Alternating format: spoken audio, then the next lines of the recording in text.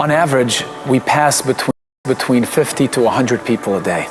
If you were to stop any of them and ask them a series of questions about Jews or Judaism, their answers might pleasantly surprise you. I know it surprised us.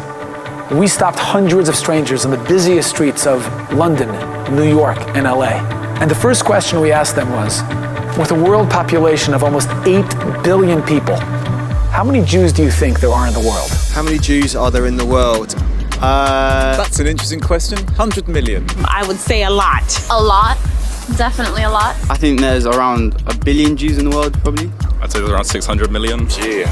100 million? 50 million Jewish people in the world. I have no idea, but a lot of them live here in New York City. A little under 1 billion Jews in the world, maybe less. 80, 90 million? I'm just going to say 30 million. Maybe 30 million Jews in the world. 300 million? 100 million or more? Yeah, it gotta be. Something like 100 million. 1.5 billion? 25 million or more. 200 million, maybe a bit more. I'm gonna say 20%. I have no idea. I know it's a lot of them and they all over the world, but I have no idea. 1.2 billion. Ready for the facts?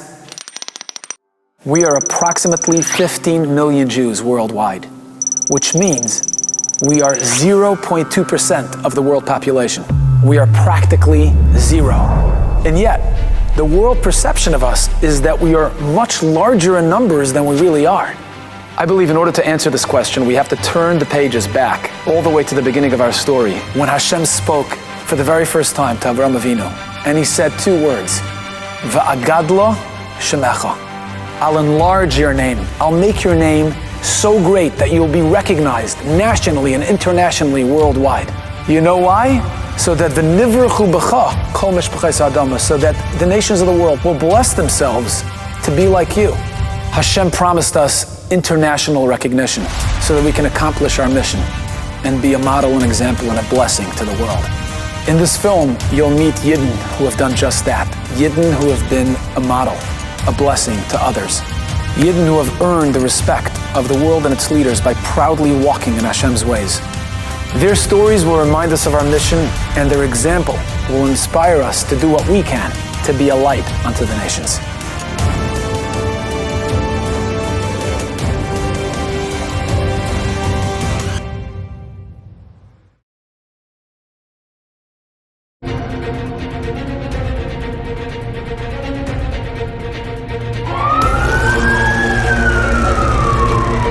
It started around 8 o'clock.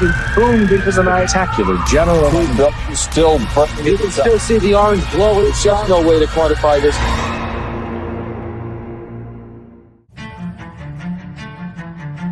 On December 11th, 1995, at 8 p.m., a boiler exploded in the largest textile factory in America at the time, the Malden Mills. It burnt the entire factory to the ground. The fire was so big, it could be seen from miles away, and it took an entire week to put out the fire completely. At the time, Mr. Aaron Feuerstein, the owner, the CEO of the company, was celebrating his 70th birthday. And in the middle of the party, one of the executives ran over to him and said, Mr. Feuerstein, there's a fire at the mill. By the time he got there, the factory that had been built by his grandfather in the early 1900s was mostly gone, which meant that overnight, 3,000 employees who worked at Malden Mills lost their job. As far as Mr. Feuerstein was concerned, he was about to collect close to $500 million from the insurance company. He was faced with the following decision. Either close the company and pocket the money, or he can rebuild the company down south and hire cheaper labor over there and still make a lot of money. Either choice would have been common practice amongst CEOs at the time. Everybody expected for Mr. Feuerstein to do the same. The next morning, Mr. Feuerstein called a press conference. Thousands of people were crammed and jammed into this huge auditorium. Senators, politicians were there. And in front of everyone, he gets up and he makes this stunning announcement. He pledged to rebuild the factory right here in Massachusetts, bigger and better than ever before. And not only that, he continues and he says, every single one of you will continue receiving your monthly paychecks until it's rebuilt. All our employees will be paid their full salaries. The entire place erupted. There was so much emotion. It was charged because people were so anxious and nervous up to that point, thinking they lost their livelihood. And all of a sudden, the saint of a man gets up and he pledges and he promises that they have nothing to worry about. News media outlets showed the footage of him making the announcement, and they also showed people waiting online afterwards to pick up their paychecks. It made national and international headlines. You'll receive your bonuses and everything today. He was interviewed by dozens of news media outlets, and they asked him, they said, why would you even do that? My father, who was a very observant Jew, taught me, and I still remember his quotation, which was Bimkom she'ein anoshim. In those circumstances where there is a moral vacuum, hishtadel lios ish. Do everything within your power to be a man. And that's what he instructed his children to do, and that's what I'm trying to do. The President of the United States, Bill Clinton, in 1996, invited him to the State of the Union and sat him next to the First Lady and honored him, calling him periodically afterwards to ask him for business advice, recognizing that here was a man who didn't see money as the end of it all, as the bottom line. Some might have said the proper business decision for a 70-year-old guy is to take the $300 million in insurance and retire. And what would I do with it? Eat more? Buy another suit? Retire and die? No, that did not go into my mind. That was not an option, not for a second. I was only 14 years old when this happened. But recently, when I heard about it again, I wondered, is Mr. Feuerstein still alive? Can I interview him? Can I meet him? And maybe even can I get a blessing from a great man like that? I made some calls, and I found that he lives in Brookline, Massachusetts. He's alive and well. He hasn't given an interview in 25 years. He said yes. I took along my 12-year-old son, Shalom. We traveled to Boston. We came to the house of his granddaughter, Marika Feuerstein.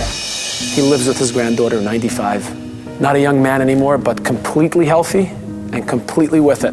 As I walked into his home and shook his hand, I can see in his eyes the wisdom, the life experience. And I was really excited to sit and talk with him. The first question I asked him, I said, Mr. Feuerstein, what gave you the courage, the strength to walk away from hundreds of millions of dollars and do what's right and treat the workers properly like human beings, take care of them? First of all, the Torah. As a young man, when I read and studied the Torah, that showed me the way of life. That was very, very important. Lo sa'ashok sacher, not to oppress the worker. You got a lot of workers. Not to oppress the worker, because he's an oni and an evion. We considered him a human being, not a pair of hands. And there's a difference. He said, my father was a great example. He was a big tzaddik. He also taught me to be a mensch. My father was a tzaddik and had great influence over me. Today we see Orthodoxy prospering. But when my father was a young man, Orthodoxy was dying. And my father was the one who kept the Orthodox alive in Boston. The business was started by his father, Henry Feuerstein. He came over to this country in his teens, and he read in the Forwards Yiddish newspaper that there was a factory for sale in Malden. He went to see the factory. He knew nothing about knitting machinery, nothing about sweaters, nothing about anything, any product. He said, there's a place where I can go to shul, I'll be my own boss, and he bought it. And the business prospered, and by the time I got to the business, the Malden Knitting Mills was ranked AAA1 for credit, and they were worth millions. I asked him about the employees when they returned to work at Malden Mills after it was rebuilt. They increased productivity by 40% without a wage increase, just as an expression of gratitude to Mr. Feuerstein and what he had done. We had good employees. Many of them couldn't even speak English. But when treated like human beings, they were just terrific. They wanted me to succeed, and they increased employment without a wage increase. Then I asked him a very difficult question. I said, Mr. Feuerstein, I know that eventually your company went bankrupt. Do you ever feel that had you not done that good deed and spent the tens of millions of dollars on the employees, paying them while the company was being rebuilt, did you ever feel like you would have had the money to continue going? No, you have no right to defame God's name with your business or with your family, whatever your enterprise is. I was too enthusiastic. I should have gone slow. I wanted to go rapidly. And so I paid for it. Something he was really proud of was the building of the Shul of Young Israel in Brookline in Massachusetts. And he kept telling me, make sure you go see the Shul. A beautiful piece of architecture. I remember as a young man, it was a fight to get a minyan in the shul. I wanted to have a shul that was not in the basement. I thought that was a bekovedik for God. If you want him to dwell in the house, you have to make a nice house. So we put together the money and we built an Orthodox shul. And it's something that God could walk into. I feel like some of the Jews who went to the Beis Mikdash years ago, I'm in the presence of God. I couldn't help but feel the entire conversation with Mr. Feuerstein was just an incredible experience. I was sitting in front of a giant. He didn't look to sound good or to look good. He just looked to impart the wisdom that he had gained over the years and that he had lived by. And finally, I asked him, Mr. Feuerstein, bless me, bless my son. I'm in awe of what you have done, what you have accomplished, the decisions you have made. May God bless you and make you secure. Amen.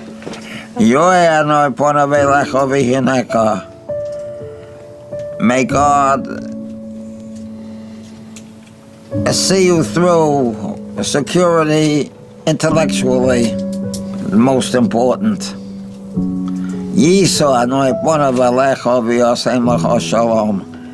And he should give you, without all you do, the divine objective to spread Torah. My son and I will never forget that interview, that experience. I said my goodbyes, we wrapped it up, we went back to LA. Shortly after we came back to LA, we got a call from the family. Mr. Feuerstein had passed away. I thought, if he hadn't given an interview in 25 years, why did he agree to do it now? I couldn't help but feel that Hashem sent me to Boston to do his story before he passed, so the world could know.